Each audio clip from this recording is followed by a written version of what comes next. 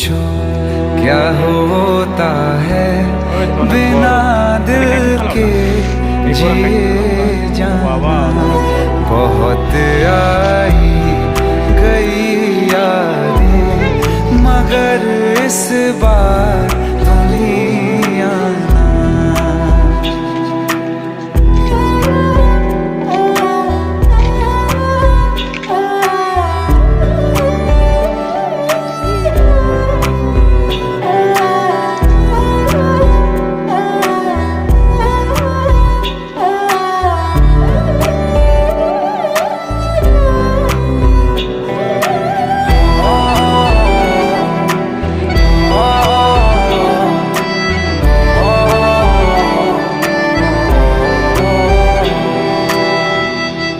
कोई तो